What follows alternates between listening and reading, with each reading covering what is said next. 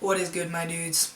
This is Lizzie Brown, and welcome to the Reach the Streets Colorado video series. I am 1/3 of the academic throuple which makes up this project, and today we are going to be discussing the social implications and political aspects of homelessness, specifically looking at Denver's media coverage of such.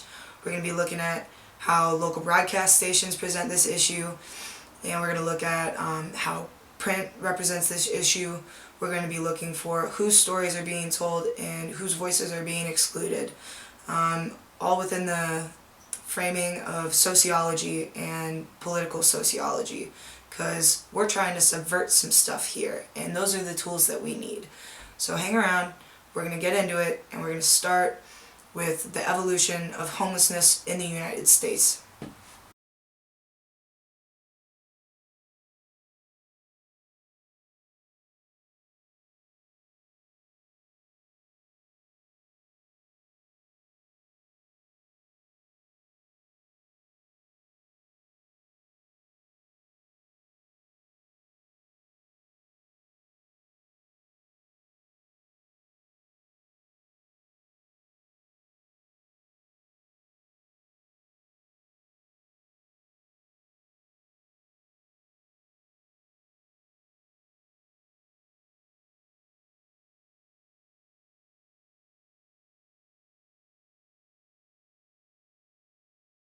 Once again, the city of Denver is trying to clean up homeless camps, carrying out what it calls encumbrance removals at 2 downtown locations this morning. Good afternoon. Well, really, they said this is about public health and safety, deteriorating health conditions and public safety, and saying that when they came out here and inspect this area, that they found things like needles. Now, again, going over some of the details here, they say that they have been doing this for years. Something that they say that, is just, again, because of the public right of way. There is an ordinance on the books that talks about that public right-of-ways must remain free of encumbrances and obstructions. So in that case, that is an ordinance that Public Works can enforce. It's the same effect, regardless of what law you're using, it's the same effect.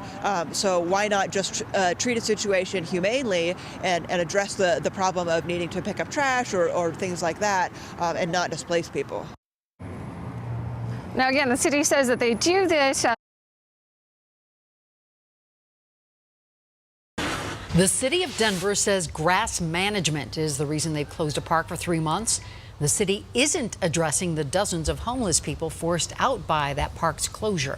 Neighbors tell us they want the park in 5 Points cleaned up. But homeless advocates say cleaned up is code for kick out. And tonight, both sides describe the impact of the park's closure to Denver 7's Ivan. Sunny Lawson Park. We came here because it's a communal place for us to meet. Julian Begay has been living in and around this park for the last few months. This right here is my cart with my stuff. This is what I have left after I lost my apartment.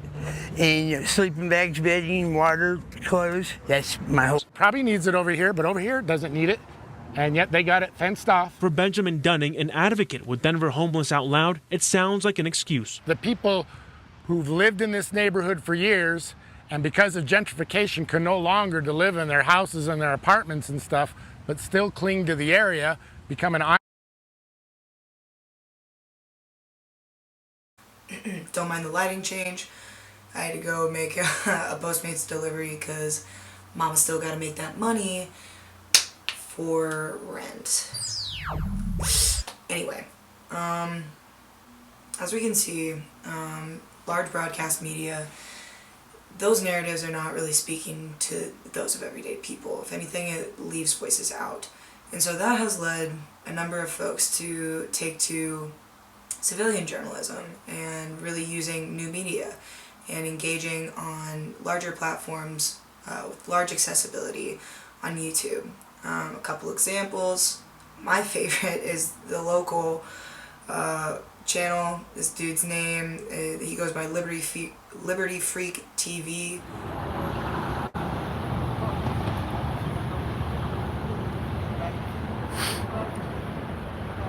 Happy Fuck the Cops Day.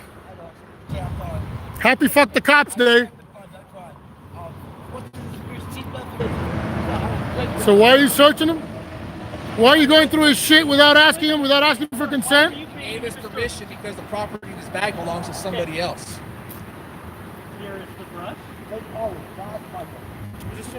Hey, thanks for taking the time to answer that, though. I said thanks for taking the time to answer that. I appreciate you for that.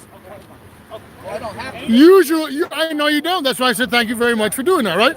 That's silly, bro. Man, I don't smoke cigarettes. If I had one, you'd have one. You know? I Hey, smoke some coffee. what's your name again? Michael. Michael. T-set. Michael. The second. Alrighty, man. The minimum men. My name's... So there are two sociological concepts that really are crucial when we're about to talk about folks experiencing homelessness: deviance and class. So deviance is the whole idea of, it's literally everything outside of the norm. It makes me think of Portland. Portland's almost like a deviant city, except it's not. They just like to pretend because it's very gentrified. But everybody's going about claiming their own weirdness, doing their own thing, living outside of conventional standards. Class comes into play when we think about mobility. This whole idea in America is that you can live the American dream. You can achieve it. You can build it. That's fucking bullshit. I'm here to tell you, you can't become the next Bill Gates unless you got Bill Gates' daddy. So, this whole idea that we have of climbing the prestigious ladder and moving up out of our social class is extremely rare. And socialites, entertainment industry, another form of media, likes to make it seem accessible and that you can do it too.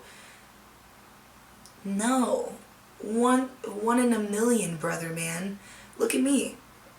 I'm not gonna be the next John Oliver because I'm not funny. But class and deviance are two forces keeping folks experiencing homelessness in this state. Like, American citizens aren't up in arms about this humanitarian crisis because we all believe and buy into this capitalist dream that we too can climb the social hierarchy and become the Bill Gates and everybody of a higher social standing. And everyone who's not trying to obtain that goal, there's something wrong with that. Talk about why political action and involvement is so crucial to subverting the standards that are in place at this moment and the politics that criminalize homelessness. But there was an article released by the Denver Post which is talking about what is needed to protect folks experiencing homelessness in Denver. And it really comes down to having 1,000 rooms, or at least room to house 1,000 folks in a hotel, in a motel, or a dorm. And in this article, one of the advocates for Denver Out Loud says that this needs to happen quickly, if not right now. That's not everywhere on, and that's not a narrative and that's not a story that's being told right now. They're very focused on the economy, rebuilding, and making sure our small businesses are safe, but I would argue that it is more important to keep our neighbors safe first.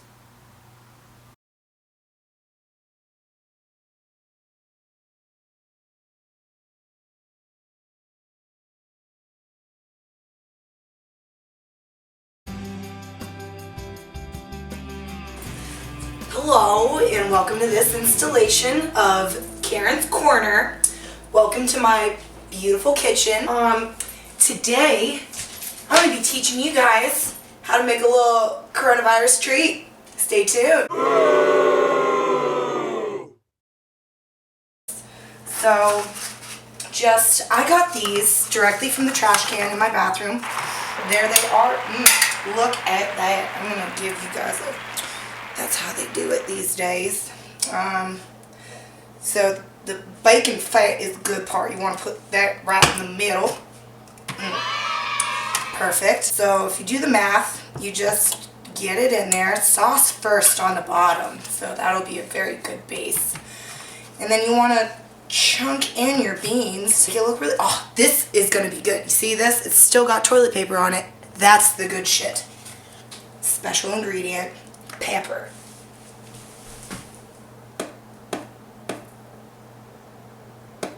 Okay, that's enough. I don't want to get too crazy. And that is that. Get lots of toilet paper, tell someone you love them, and have a blessed day. And to offer you guys some of my absolute favorite organizations and nonprofits that are working to combat this issue. We'll start on a national scale and then we'll get closer to home, okay? So the National Coalition for the Homeless is fantastic. They are advocating for political action and change. One of their main focuses is driving campaigns for folks experiencing homelessness to vote, because however important it is for us to vote, it's also important for us to make sure that folks experiencing homelessness have the resources that they need to make it to the polls as well, and to make sure that we can be allies in that state. And so going to very local, the Denver Homeless Out Loud program or nonprofit is fantastic.